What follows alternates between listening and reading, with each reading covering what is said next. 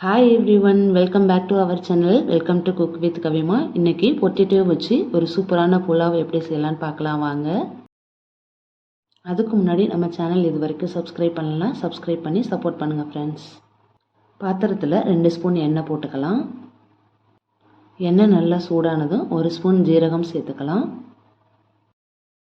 ஜீரகம் இந்த அளவுக்கு பொரிஞ்சதுக்கப்புறமா 2 பெரிய வெங்காயத்தை இந்த மாதிரி சாப் பண்ணி போட்டுக்கலாம்.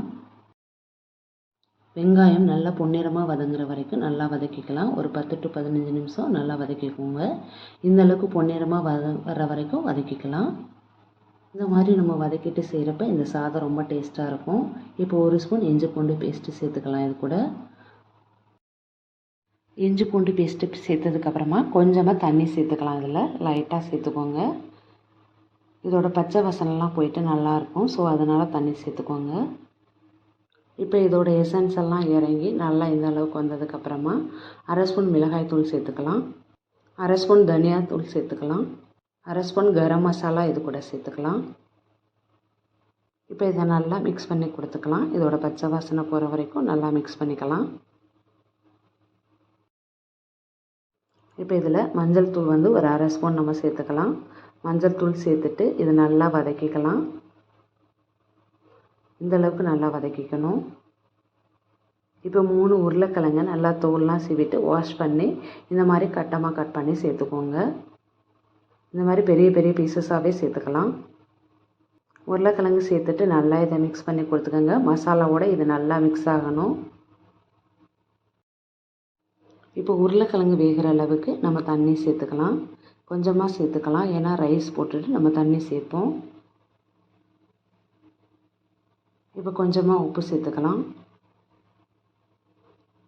இதை நல்லா மிக்ஸ் பண்ணி கொடுத்துக்கோங்க. இந்த மசாலா உப்பு எல்லாம் உருளைக்கிழங்கு நல்லா சேர்ந்து வேகணும்.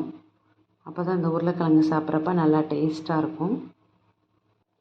ஒரு 10 நிமிஷம் போல் இந்த உருளைக்கிழங்கு மீடியம் ஃப்ளேமில் நல்லா வேக வச்சு எடுத்துக்கலாம். இந்த மாதிரி ஆயிலெலாம் பிரிஞ்சு வர வரைக்கும் நம்ம வேக வைக்கணும். இப்போ இதில் 2 ஸ்பூன் நம்ம தயிர் சேர்த்துக்கலாம். தயிர் சேர்த்துட்டு இது நல்லா மிக்ஸ் பண்ணி கொடுத்துக்கலாம் இந்த மாதிரி. இப்போ இதோட ஆயிலெலாம் நல்லா பிரிஞ்சு வரட்டும். இப்போ 2 தக்காளி இது மாதிரி கட் பண்ணி சேர்த்துக்கலாம். இந்த ஸ்டேஜில் தான் தக்காளி சேர்க்கணும். இப்போ உருளைக்கிழங்கு ஒரு 10 நிமிஷம் நல்லா வேக வச்சுக்கலாம். இந்த மாதிரி மசாலாலாம் இறங்கி உருளைக்கிழங்கு சாப்பிட்றப்ப நல்லாயிருக்கும் ஸ்பைஸியாக. இப்போ 1 கப் பாஸ்மதி ரைஸை 1/2 மணி நேரம் ஊற வச்சு நல்லா வாஷ் பண்ணி இது கூட சேர்த்துக்கலாம். இது நல்லா மிக்ஸ் பண்ணி கொடுத்துக்கலாம். இந்த மாதிரி லைட்டாக கிண்டி விட்டுக்கலாம். இப்போ இது கூட ஒரு 4-5 பச்சை மிளகாய் சேர்த்துக்கலாம். கொஞ்சமாக சாதத்துக்கு தேவையான அளவு உப்பு சேர்த்துக்கலாம். இப்போ இதெல்லாம் சேர்த்துட்டு நல்லா மிக்ஸ் பண்ணிக்கலாம். நம்ம 1 கப் பாசுமதி ரைஸு சேர்த்துருக்கோம். ஸோ 1/2 கப்பு தண்ணி சேர்த்தோம்னா கரெக்டான அளவாக வந்திருக்கும். அதுக்கு அதிகமாக சேர்த்திங்கன்னா ரொம்ப தண்ணி ஆயிரும். 1/2 கப் சேர்த்திங்கன்னா கரெக்டாக உதிரி உதிரியாக சூப்பராக வரும் இந்த சாதம். இந்த அளவுக்கு நல்லா கிளறி கொடுத்துக்கலாம். அப்படியே மீடியம் ஃப்ளேமில் இது கொஞ்சம் தண்ணியெலாம் ட்ரை ஆகிற வரைக்கும் நம்ம வேக வச்சுக்கலாம்.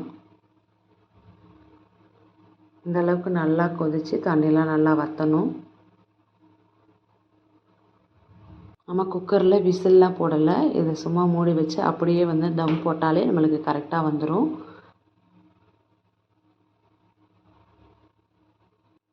பாருங்கள், நல்லா ட்ரை ஆயிடுச்சு. இன்னும் கொஞ்சம் ட்ரை ஆகட்டும்.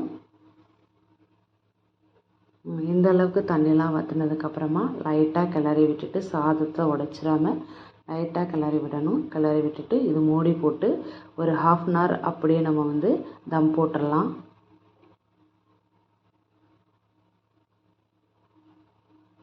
ஸ்டவ்வெல்லாம் ஆஃப் பண்ணிட்டு தம் போட்டுக்கோங்க. இப்போ ஓப்பன் பண்ணி பார்த்திங்கன்னா நல்லா உதிரி உதிரியாக சாதம் ரெடி ஆயிடுச்சு பாருங்கள். கரெக்டான பதத்தில் பக்காவாக ரெடி ஆயிடுச்சு. இப்போ ஃபைனலாக நம்ம கொத்தமல்லி தலைகள் போட்டுக்கலாம். 2 ஸ்பூன் நெய் போட்டுக்கலாம். ஃபைனலாக இதை நீங்கள் சேர்த்துக்கோங்க. ரொம்ப ரொம்ப டேஸ்ட்டாக இருக்கும். பாருங்கள் சாதம் எந்த அளவுக்கு உதிரி உதிரியாக நல்லா வந்திருக்குன்னு சொல்லிட்டு.